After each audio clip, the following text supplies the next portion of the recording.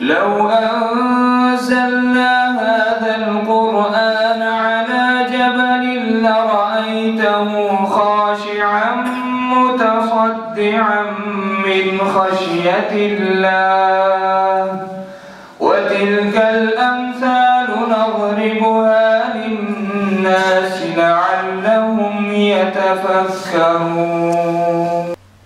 گلشن ہے میرے شیخ کا آباد ہے مرکز، فیضان جاری اس کا ہے جہان میں مرکز. گلشن ہے میرے شیخ کا آباد ہے مرکز. اللہ اللہ اللہ مرکز، فیضان جاری اس کا ہے جہان میں مرکز. توحید و رسالت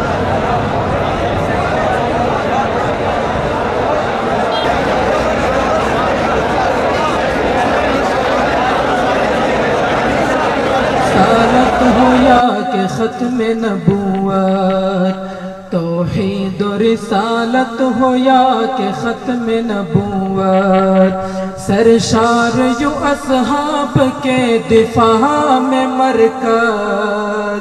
فیض آپ علیہ السلام اپنی زندگی مبارک میں تو روح مال جسد ہوتے تھے، آپ کے جسد مبارک کے اندر روح ہوتی تھی، اب روح آپ کے جسد مبارک سے جدا کیوں ہے؟ یہی بات شیخ عبدالحق محدث دہلوی رحمۃ اللہ علیہ نے اشعۃ النماز شرح مشکات میں لکھی. فرماتے ہیں بباید یہ بات جان لینی چاہیے کہ انبیاء کرام علیہ الصلوۃ والتسلیمات کی حیات میں کسی کو بھی اختلاف نہیں ہے. اور یہی بات حضرت مولانا رشید احمد گنگوہی رحمۃ اللہ علیہ نے فتاوی رشیدیہ میں لکھی کہ اس بات پر امت کا اجماع ہے انبیاء کرام علیہ السلام کو قبر میں حیات ملتی ہے. جب یہ ساری تصریحات ہمارے سامنے آ گئیں تو پتہ یہ چلا حیات انبیاء کا مسئلہ امت کا اجماعی مسئلہ ہے. جس طرح قرآن کریم کو لکھا گیا اسی طرح اللہ کے نبی کے فرمان کو بھی لکھا گیا.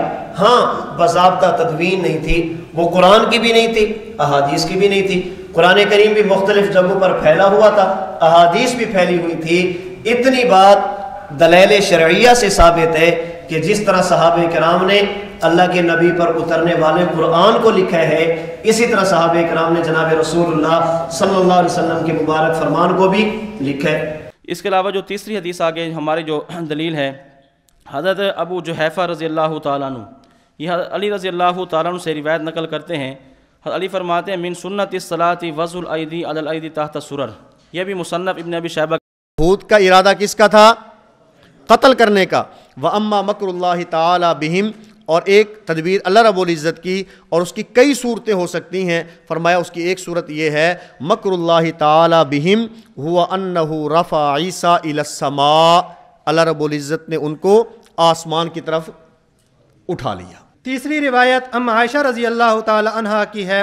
فرماتے ہیں کہ فجر کی 2 سنتیں دنیا و ما فیہا سے افضل ہیں. اس اعتبار سے ہم نے کہا کہ فجر کی سنتوں کو پڑھنا بہت ہی زیادہ اہمیت کا درجہ ہے. شیخ الاسلام علامہ محمد زاہد بن حسن الکوثری رحمہ اللہ نے اس آیت مبارکہ کو دلیل بنایا ہے توسل بالذات پر. چنانچہ مقالات کوثری میں آپ کا ایک مقالہ ہے محق التقول فی مسئلۃ التوسل. اس مسئلہ میں انہوں نے یہ رسالہ لکھا ہے. اس میں لکھتے ہیں والوسیلۃ بعمومها تشمل التوسل بالاشخاص والتوسل بالاعمال. وسیلہ اپنے عموم کے پیش نظر توسل بالاشخاص کو بھی شامل ہے اور توسل بالاعمال کو بھی شامل ہے. تو تقلید اختلافی مسائل کا حل ہے، کیونکہ تقلید کا لفظی معنی ہے ماہر پر اعتماد کرنا. تو جب اعتماد کر لیں گے شریعت کی بنیاد بھی بن جائے گی اور اختلاف کا حل بھی ہو جائے گا. تو صحابہ کرام نے حضور صلی اللہ علیہ وسلم کو نماز پڑھتے ہوئے دیکھا. ایک صحابی بھی آپ صحیح سند کے ساتھ اس سے ثابت کر دے کہ جو رفع دین تم کرتے ہو، وہ یہ بات کہہ دے کہ آپ صلی اللہ علیہ وسلم نے ایک رکعت بھی رفع دین کی، کبھی پوری زندگی اس رفع دین کے بغیر آپ نے ایک رکعت بھی نہیں پڑھی، تو پھر ہم آج سے رفع دین شروع کر دیں گے. ذخیرہ احادیث کے اندر اس کا ایک بھی حوالہ نہیں ملتا. ولیکنہ احسن، لیکن یہ طریقہ اچھا ہے اور پسندیدہ ہے تو وہ فرماتے ہیں ٹھیک ہے فصلی بہم 20 رکعتاً، پھر انہوں نے 20 رکعت تراویح ان کو پڑھائی. تو فصلی بہم 20 رکعتاً یہ مستدل ہے کہ 20 رکعت تراویح پڑھیں.